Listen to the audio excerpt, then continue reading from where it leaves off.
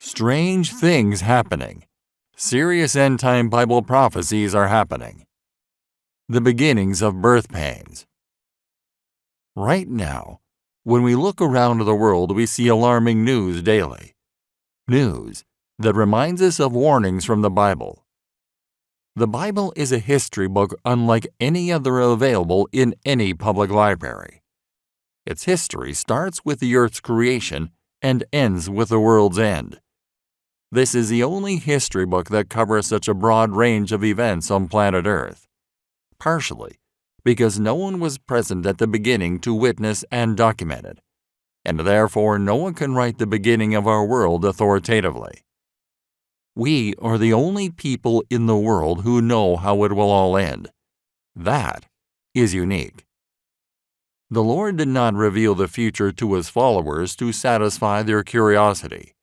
He showed it to prepare them so that they would not be surprised when it arrived, and that they would not misinterpret it. Be grateful that Jesus was so forthright in sharing the future for us. People ask, are we in the end times? However, the Bible talks of the last days, and we have been in those last days for 2,000 years. The last days started at Pentecost, where the first prophecy of the last days was fulfilled. Every Christian generation should live to be ready for the Lord's return. The Bible is a book full of predictions. Its pages contain 735 predictions about the future. A prediction can be found in 1/4 of the Bible's chapters. From beginning to end, it is a prophetic text, though some books focus more on predictions than others. 596 of the 735 predictions have indeed occurred and have come true according to the scripture prediction. So, 81% of all Bible prophecies have already come true, and some of those prophecies were made centuries before the case. It doesn't take much confidence to believe that the remaining 19% will happen as well. That's a very high score. The Bible has proved 100% right for every prediction that could have been fulfilled by now. Most of the rest are concerned with the actual return of Jesus and what follows after that. How many of these predictions will remain true before Jesus returns? The answer is about 20, and we are watching to see those happen first before we look for the Lord's return. Jesus told us to watch and pray. What do we watch? We cannot stand still and watch the clouds waiting for Him to appear. That is not what He meant. He meant, keep an eye on what's going on in the world and see what signs I gave you to help you prepare. Signals are the signs. So let's look at Matthew chapter 24, where the disciples asked Him, what will be the signs or signals of your return? What would we do if we don't know when it's going to happen? To their inquiry, Jesus gave a direct and unambiguous answer. We can thank God that He responded in such a straightforward manner. In the book of Revelation, He gives a much more detailed and comprehensive response. But here, He gives a rundown of the signs that will precede His arrival. The disciples approached Jesus secretly as He was seated on the Mount of Olives. Later, Jesus sat on the Mount of Olives. His disciples came to Him privately and said, tell us, when will all this happen? What sign will signal your return and the end of the world? Jesus told them, don't let anyone mislead you, for many will come in my name claiming I am the Messiah. They will deceive many, and you will hear of wars and threats of wars. But don't panic. Yes, these things must take place, but the end won't follow immediately. Nation will go to war against nation, and kingdom against kingdom. There will be famines and earthquakes in many parts of the world. But all this is only the first of the birth pains, with more to come. Then you will be arrested, persecuted, and killed. You will be hated all over the world because you are my followers. Matthew chapter 24. In that passage, he gave 4 distinct signs of his coming. One of the 4 signs is already there, while the other 3 are not. That is why I say, we are at the beginning of the end times. So, what exactly are these 4 signs he gave us? The first is natural disasters, and he mentions, for example, wars, famines, and earthquakes. These are indeed happening, but they have been happening for over 2,000 years. They are getting more intense. So we certainly are in this first sign. There are already wars, rumors of wars, earthquakes, and famine. The Old Testament tells us that wars, famines, earthquakes, and other terrible events are connected to the end times. Birth pains is a common way for the Old Testament prophets to describe terrible suffering. It shows the pain that people, especially Israel, will face before they are saved. This image helps us understand that there will be a time of suffering before a new age comes. When the kingdom of heaven starts, it brings hope and freedom to its people. But the whole world still goes through these birth pains as it waits for full salvation. Even believers feel this waiting, even though they have the Spirit inside them. Some might think that the idea of birth pains goes against what Jesus said about not knowing when he will come back. After all, birth pains usually mean a baby is coming soon. However, the metaphor of birth pains teaches us something else. The start of childbirth isn't a smooth process. It happens in waves, over and over. The baby doesn't arrive after the first pain, but once the pains begin, everyone knows that the process has started. We just don't know if the baby will come after the 5th pain, the 15th, or even later. Throughout history, we see waves of wars, earthquakes, and famines that remind us that the end is near. Each of these events signals that something is coming, but no one knows when until the Son of Man appears. During this waiting period, we need to stay alert. Some people will try to trick believers into thinking these troubles are the end of everything. But Jesus tells us his followers not to be fooled. The first signs are just the start of the pain, but this pain will keep happening and will mark this whole period. This picture shows that once this process starts, the events cannot be stopped. It also shows that the waves of pain will keep coming until the end. When Jesus talked about the beginning of sorrows, the disciples were probably very worried. He described the temple falling down, major changes in society and politics, big human tragedies, and natural disasters. But Jesus reassured them that these things are not the end. Then Jesus tells his disciples about future events, including the beginning of sorrows, to help them understand the hard times they will face in their lives. He also warns them that things will get even tougher than what they will experience.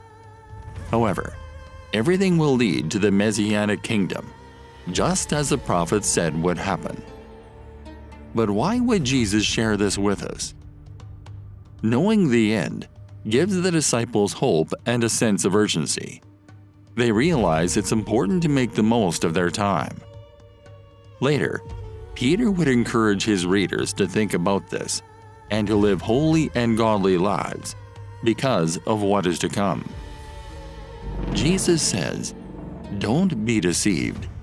He says that again and again, all the way through.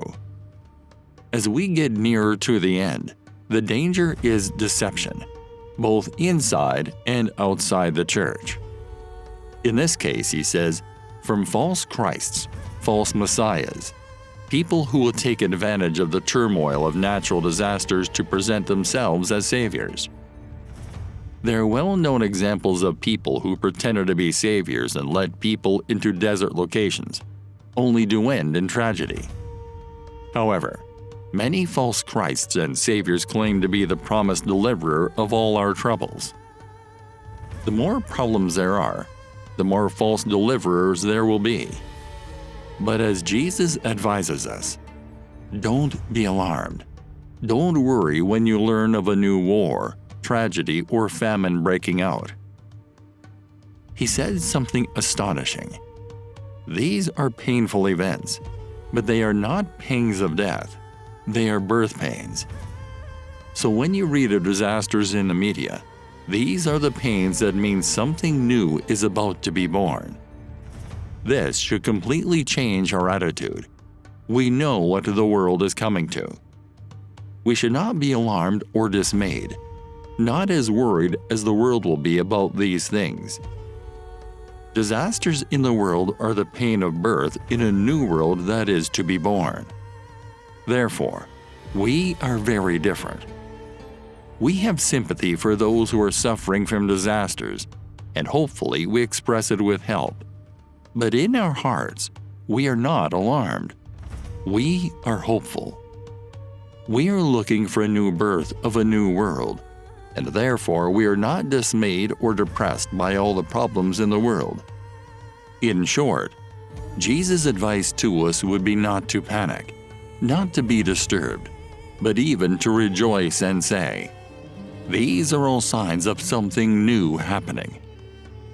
But why does God even allow all this to happen?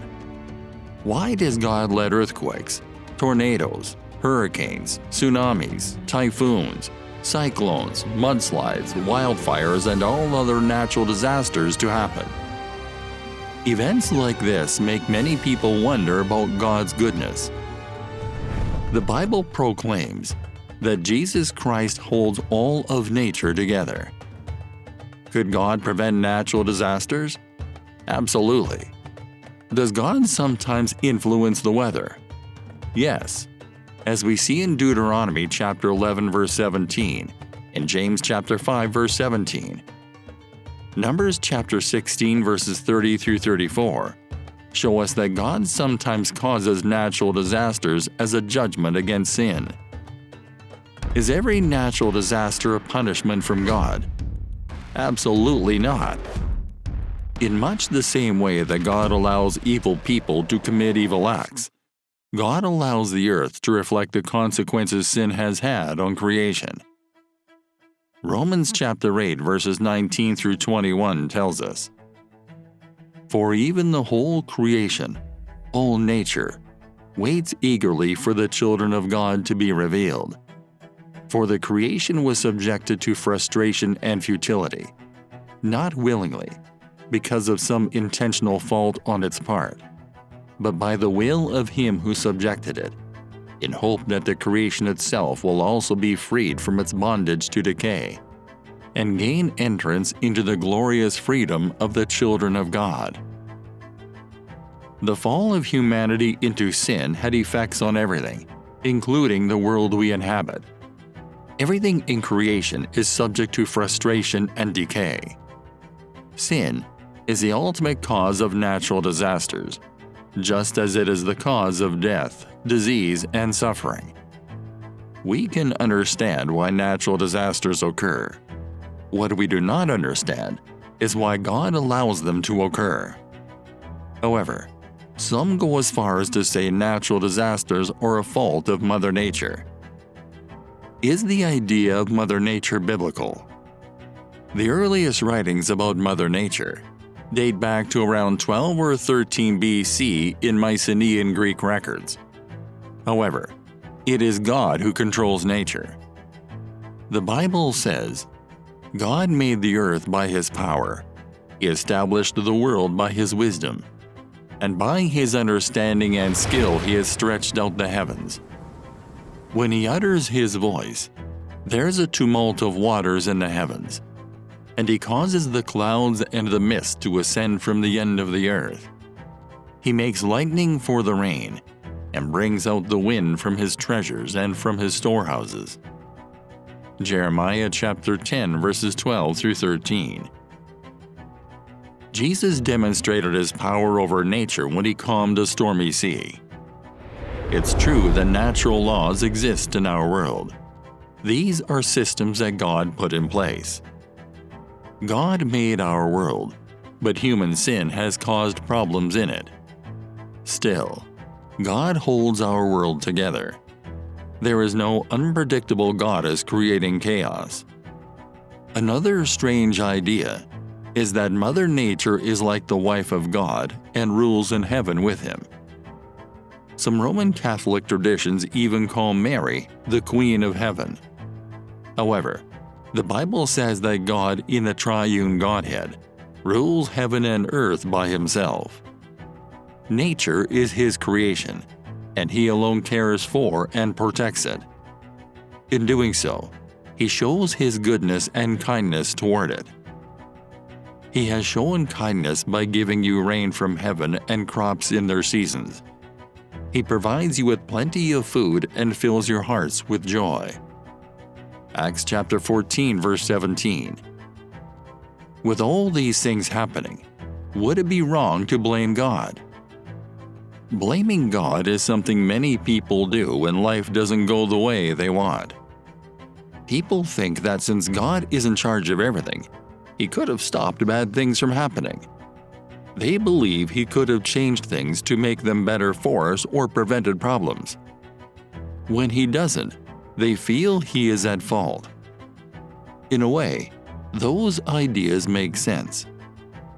Isaiah chapter 45 verse 7 seems to support the thought that God is responsible for everything. I form the light and create darkness. I bring prosperity and create disaster. I, the Lord, do all these things. Then there's Isaiah chapter 46 verses 9 through 11, which says, Remember the former things, those of long ago. I am God, and there is no other. I am God, and there is none like me. I say, my purpose will stand, and I will do all that I please. What I have said, that I will bring about. What I have planned, that I will do. If God is okay with taking responsibility for everything, can we really blame him when we face disaster or heartache? Now, having a good relationship with God doesn't mean we won't face tough times. What should we do when disaster strikes? Often, Christians are tempted to blame God when they suffer. We might even listen to Job's wife, who told her husband in his pain, "Curse God and die." Job chapter 2 verse 9.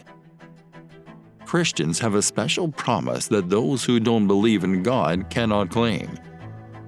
Romans chapter 8 verse 28 tells us that all things work together for the good of those who love God and are called according to his purpose. Some people quote this verse and stop right after the word good, but that's not the right way to use it. God added two essential conditions to this promise. It is for those who love God and those called according to his purpose. Instead of blaming God, those who love him can face hard times knowing that nothing can hurt them without God allowing it for a good reason. He lets tough things happen, even suffering and death, because he has a greater purpose in mind. When we want God's will for our lives more than our own, he doesn't waste any part of our lives. No suffering, sadness, loss, or pain goes to waste for God's people. He can turn our grief and loss into a chance to help others later. He uses hard times to make us stronger and gives us better chances to earn treasures in heaven than we would have had without pain. Instead of blaming God, we should give thanks in everything. Ephesians chapter 5 verse 20. We know that God can change any situation. When he doesn't, and bad things happen, we should not blame him for doing something wrong. We often want to know why God seems distant when we face tough times and doubts. Even Jesus, while he was being crucified, cried out, my God, why have you forsaken me?" Matthew chapter 27, verse 46. To the people watching back then and those who read the story later, it looked like God had abandoned Jesus. This can lead us to think that He will leave us too when we are hurting. However, if we look closely at what happened after Jesus died, we see the truth. Nothing can separate us from God's love, not even death. After Jesus was crucified, He was raised to glory. This shows us that even when we don't feel God with us in our pain, we can trust His promise that He will never leave us or forsake us. Our lives are like a quilt. If you look at the back of a quilt, you see a jumble of knots and threads. It doesn't look nice, and there doesn't seem to be any order.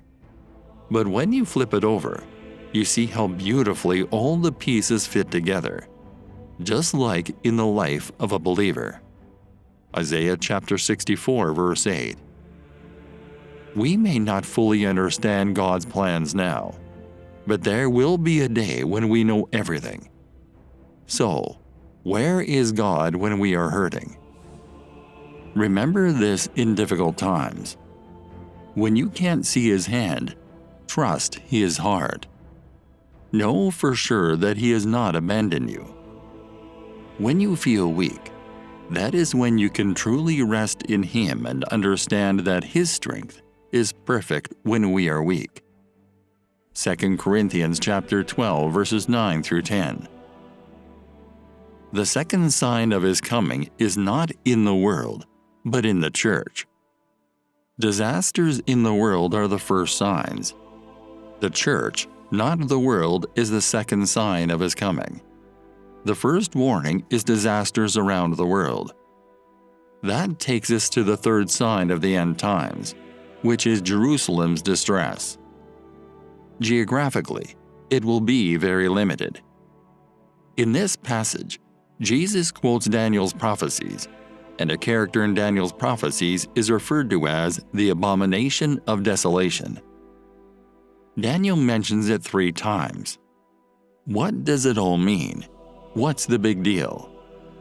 It's about a human being, a man, who establishes himself in the very city of God, calls himself God, and refuses to accept anyone else's will above his own.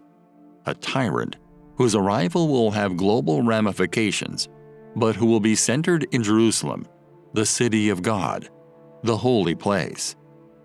Then Jesus says that the fourth sign of His coming will come immediately after that. So we shall know when He is coming. We shall be ready. When that sign comes, there will be no danger of false prophets or false messiahs. There will be no deception. It will be too quick. What will happen is that all natural light will be switched off. The sun will go dark. The stars will fall. There are many predictions of this through the Bible. Isaiah predicts it. The heavens will be rolled up like a carpet. All the stars of heaven will be dissolved. The skies will be rolled up like a scroll, and all their stars will fall like withered leaves from the vine, like foliage from the fig tree. The natural light will be gone, leaving only artificial light to illuminate the earth. What is happening? What is going on, people may ask. This is it, Christians will exclaim. The sun, stars, and moon stop shining right before that happens. God turns off the lights of heaven to prepare for the blaze of light from the lightning that will mark His return. Then He comes on the clouds back to planet Earth, and we meet Him. We are not meeting in an earthly stadium, because there isn't one large enough to accommodate such a large crowd. We'll reach Him in the air, and that'll suffice. Isn't that a fantastic prospect? When you see all these things, you know He's at the gates, just about to walk through, He says. Then Jesus gives a very simple statement about a fig tree. And this is where many Christians have gone astray. He says, "Now learn this lesson from the fig tree. As soon as its twigs get tender and its leaves come out, you know that summer is near." Jesus is telling us that when you notice all these events happen, you know that we are there. Now, that analogy of the fig tree is not an allegory. It is a straightforward analogy from everyday experiences, such as Jesus often presented in his teaching. You see the fig tree doing this. You say the summer is coming, and it will come. In the remainder of this sermon, Jesus goes on to 3 parables, which are the wise virgins whose lamps were still burning when the bridegroom came, the foolish bridesmaids whose lamps had gone out, and the parable of the wise and foolish virgins. They had gone away to try to get some oil, but they had missed the bridegroom's arrival, and thus were unable to attend the wedding. Then he moved on to the parable of the talents, in which some people received 10 talents, others 5, and then someone received 1. The master left and returned asking, "Now, what have you done with the talents I've left with you?" "I've got another 10, the man with 10 said. "I've got another 5, the man with 5 said. "I haven't done anything about it," said the man who had 1. "I buried it, because I know you're a hard man who reaps where he hasn't sown and wants payment from me." What a horrible thing to say. We look at what Jesus said and what the Master said to him after that. The final passage is not a parable, but rather a straight prediction involving an analogy of sheep and goats. He finished that parable by dividing nations and everybody, and telling them why he divided them, because those who were on his left hand are those who ignored Christ. Insofar as they didn't help the least of these his brothers, they were doing it not to him. But to the people on his right he said, "You saw Christ in my brethren, and inasmuch as you did it to the least of these my brethren, you did it to me." He is not dividing people into those who did philanthropy and those who didn't. The key is the meaning of the word brethren. When Christ said brethren, he always meant his own followers. "Go and tell my brethren that I have risen from the dead." In the teaching of Jesus, brethren is a key word, and it means those who follow me. He is simply saying, whatever you have done to Christians or not done for them was done to me or for me or not for me. Their attitude toward Christ is revealed by their attitude toward Christians, and that is the principle on which they are divided. Now, let us consider all that we have seen in the passage. First, there is a warning that nobody has God's diary, and that not even Jesus knew the date of his return. Angels didn't know it, and no man knew it. We should have been healthy and ignorant of the date of his return. Nearer the time, as we watch for the signs, we will know. Mark chapter 13, verse 32. No one knows about that day or hour, not even the angels in heaven nor the Son, but only the Father. Did you notice that one word appeared in all 3 parables? The parable of the home, the parable of the virgins, and the parable of the talents. The householder was a long time returning, the bridegroom was a long time coming, and the person who gave the talents was gone for a long time. He was looking for your faithfulness when he was away for a long time. That is what he wants. He will say, "Well done, good and faithful servant. Enter into the joy of your Lord." There will be this separation in his coming between the faithful who have continued to do what he has left them to do, those who have every day remembered that he is coming back, and who have kept to the job and endured the suffering and been his good and faithful servants, and those who, because he has not come, have fallen into bad ways, Their lamp has gone out, and they no longer shine for Jesus, and they have buried their talents. But what are we meant to do in these times? In the book of Proverbs, we are warned that where there is no vision, the people cast off restraint. Proverbs chapter 29 verse 18, New International Version, or Parish, King James Version. There are two main objectives of the end-time church God has in view as He brings about the restoration of the church. Let's look first at God's purpose to restore unity to the church, or bring the church into unity. The church has a task to complete before Jesus can come back.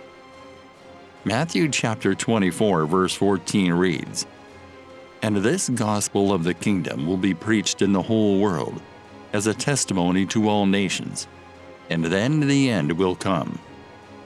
All four Gospels conclude with this commission to the apostles, and through them to the church universal. Disciples are to be made from every nation. It is God's desire and intention to have within His family humans from every tribe and language and people and nation. Revelation chapter 5 verse 9. "And they sang a new song, saying, 'You are worthy to take the scroll and to open its seals, because you were slain, and with your blood you purchased for God persons from every tribe and language and people and nation.'" Thank God Jesus also lets us know what to do in the end times. Jesus came and spoke to them, the disciples, saying, "Then Jesus came to them and said, 'All authority in heaven and on earth has been given to me. Therefore, go and make disciples of all nations, baptizing them in the name of the Father and of the Son and of the Holy Spirit, and teaching them to obey everything I have commanded you. And surely I am with you always, to the very end of the age." Matthew chapter 28 verses 18 through 20. There is a critical word here, therefore. We must never ignore the word therefore when we find it in Scripture. When you find a therefore in the Bible, you need to ask what it's there for. Jesus says, "All authority has been given to me. Go therefore." Why therefore? God the Father gave authority to Jesus the Son after His death and resurrection. Jesus in turn here transmits that authority to His disciples. In other words, He is saying, "All authority was given to me. Now you go and exercise that authority on my behalf. The authority is vested in my name. As you go in my name, you have my authority." Authority is only effective when it is exercised. A man can have authority and never use it, and nobody would ever know that he had that authority. So it is with the authority Jesus Christ has given us. It is given to us, but it is only useful if we use it. The only way the world will acknowledge the authority given to Jesus Christ as a result of His death and resurrection is for us, His followers, to exercise it on His behalf. Otherwise, the world is unaware of what Jesus has accomplished. It does not know that the Father has committed all authority to the Son. Only through our obedience to the commission of Jesus can the world ever be brought face to face with the fact that there is a King of Kings, and a Lord of Lords whose name is Jesus, and all authority is given to Him. We are accountable for demonstrating this to the world. As we obey Jesus' order and carry His message, He will validate it with the spiritual signs He promised, and testify to His own authority in the word He has committed to us. There is one other reason why He says, "All authority is given to me. Go therefore." As a result, go therefore. There are several areas where traveling is extremely difficult. There are governments on the planet that oppose or refuse to preach the gospel. Today, There are many locked doors. But Jesus responds, "If you will go and follow me, remember that I have the authority. If you speak to me about it, I'll open those closed doors for you. I'll find a path where there isn't one. I will make it possible for you to follow me if you are willing to do so." The church's safety and progress are dependent on bold, optimistic outreach. That means not being afraid, not focusing solely on survival, and not hiding in a cave with some hoarded groceries. Bold, constructive outreach in obedience to the Lord is a path to safety and success. When we view the harvest from God's standpoint, we see that the initiative in world affairs is with the church. Seldom do God's people seem to realize that. The initiative is not about politicians, scientists, or military commanders, but about the people of God, the church. God will never allow the initiative to pass into other hands while the church is here as the representative of His Son, Jesus Christ. The second task is the unity in the church. We must have the right relationship with the ministries and the authorities that Jesus establishes in His church. This will set us in the right relationship with our fellow believers. We will then speak the truth in love, and as we speak the truth in love, under discipline and authority, we will cease to be spiritually dull infants. We are growing up into Christ. He is always the ultimate objective. We become members of this whole body, which is fitted and held together by what every joint supplies, where every individual part does its proper job.